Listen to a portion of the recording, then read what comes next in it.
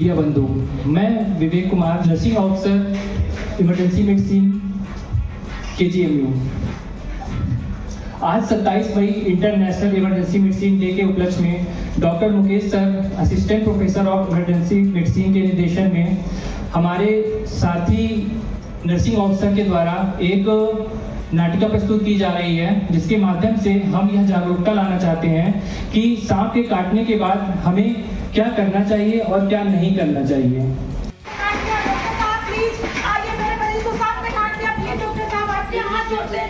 Doctor साहब हमारी बकरियां कौन चराएगा? डॉक्टर साहब प्लीज देखिए, हमारे बच्चे को कौन देखेगा? डॉक्टर साहब यही सहारा है, प्लीज देखिए मैडम, प्लीज हमारे बच्चे को देखिए प्लीज।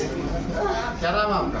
प्लीज डॉक्टर साहब देखिए, कोई नहीं है हमारे घर में मैडम, इन्हीं का एक सहारा है प्लीज। यहाँ पे काट दिया?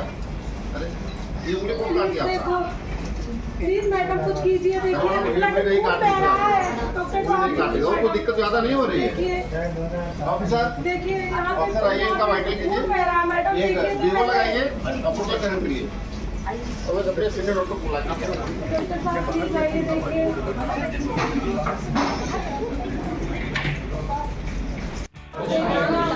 मरीज को देखिए प्लीज, आप आइए ना इधर देखिए, वो मैडम खून बह रहा है सारा। आप ना परेशान हो जाएगा सर।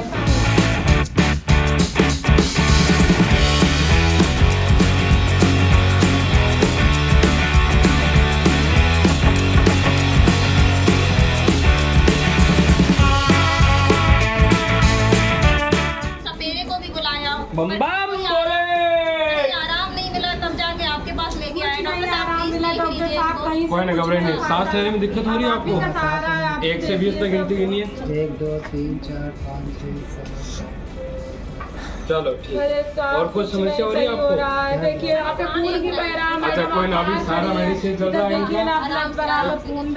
अभी ऑब्जर्वेशन में रखेंगे उनको, थोड़ी बाद हो सकता है शुरुआती स्टेज में जांचें होगी, उसके बाद पता लगेगा कि क्या दिक्कत। आप काटने पर सांप को मारने का या पकड़ने का प्रयास बिल्कुल भी नहीं करें। हो सकता है उस दौरान आपको जिस जगह पे सांप ने काटा उसको कस के नहीं बांधना है।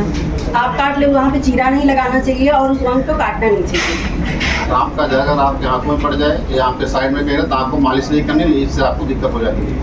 आप काटने के बाद मरीज को पेट के बल नहीं लिटाना है, जिससे कि मरीज को सांस लेने में और ज्यादा तकलीफ हो सकती है और सांस की नली बंद भी हो सकती है।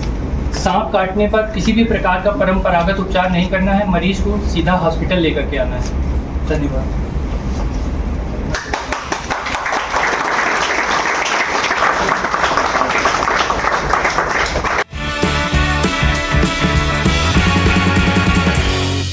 यहाँ पर आए सभी अतिथि, मीडिया बंधु, फैकल्टी, रेजिडेंट्स, आप सबका इस इंटरनेशनल इमरजेंसी मेडिसिन डे में आप सबका स्वागत है।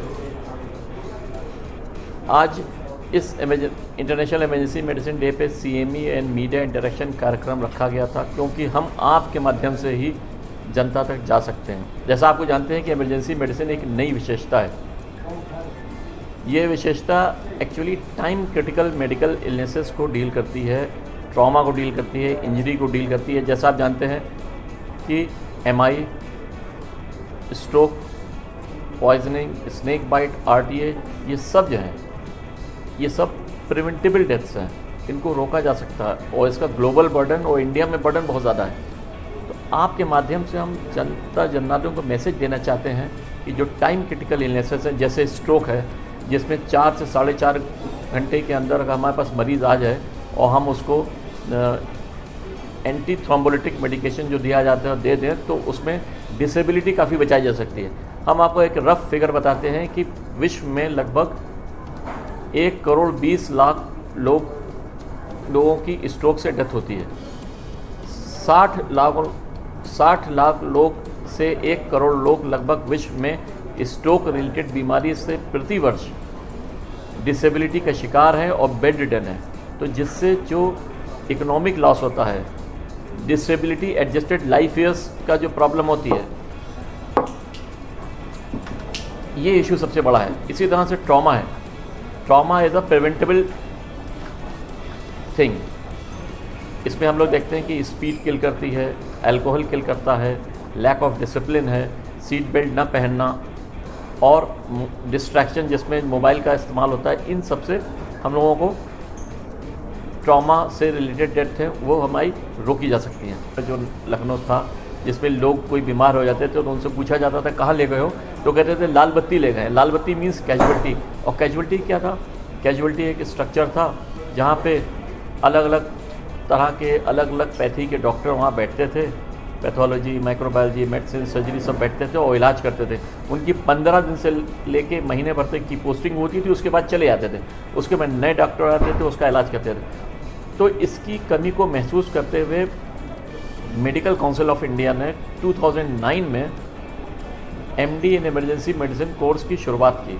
अब पूरे भारतवर्ष में DNB और MD इन इमरजेंसी मेडिसिन के कार्यक्रम चल रहे हैं और हमें पूरी आशा है कि आने वाले टाइम में जब MD और DNB के कैंडिडेट्स पास होकर निकलेंगे तो ये इमरजेंसी का जो कंसेप्ट है उसको सब जगह लेके जाएंगे और इस फ्रंट लाइन स्पेशलिटी को आगे बढ़ाएंगे और मरीज़ों का, आम जनमानस को एक स्ट्रक्चर्ड कॉम्पिटेंट केयर आने वाले टाइम में मिलेगी। अब हम आपका ध्यान आकर्षण करना चाहते हैं कि भाई आज इमरजेंसी मेडिसिन डे में हमने आपको वार्ता के लिए बुलाया, तो इसका क्या मकसद है? इसका मकसद ये है कि European society of emergency medicine ने 1994 में एक रेजोल्यूशन पास किया जिसमें उन्होंने European society of emergency medicine की स्थापना की। वो 27 मई 1994 को की गई थी। फिर उसके बाद 2019 में उन्होंने सोचा कि 27 मई को हम इंटरनेशनल इमरजेंसी मेडिसिन डे मनाएं। इसका मकसद यह था कि हम आपसे बात करें, policy makers, doctors, technician, nursing officers, आम जनता बात करें और बात करने के बाद इस स्पेशलिटी को कैसे आगे बढ़ाया जाए, कैसे स्ट्रेंथन किया जाए, इसकी तरफ हम यूनिवर्सिटीज़ का, मेडिकल कॉलेजेस का और पॉलिसी मेकर्स का ध्यान आकर्षण कर सकें और हम इसको आगे बढ़ाएं। तो ये इमरजेंसी मेडिसिन डे की एक शुरुआत थी। इसके साथ साथ हम ये भी कहना चाहते हैं कि आपकी हर साल 2019 जब से मनाया जा रहा है तब से इमरजेंसी मेडिसिन डे का एक थीम होता है, एक अभियान होता है। पिछले साल ये अभियान था health care climate change is a health emergency too. पिछले साल हम लोगों ने देखा था क्लाइमेट चेंज पे बहुत बात हो रही थी, पेरिस में क्लाइमेट चेंज की बात हो रही थी। लोगों ने कहा कि अब जब क्लाइमेट चेंज होगा तो फ्लाइट की टर्बुलेंस भी ज़्यादा होगी। लोगों ने कहा एक्सीडेंट ज़्यादा होंगे, वेक्टर बॉर्न डिजीज़ ज़्यादा होंगी, हीट स्ट्रोक ज़्यादा बढ़ेंगे। तो क्लाइमेट स्मार्ट हेल्थ केयर का कंसेप्ट पिछली बार इमरजेंसी मेडिसिन डे पे मनाया गया था।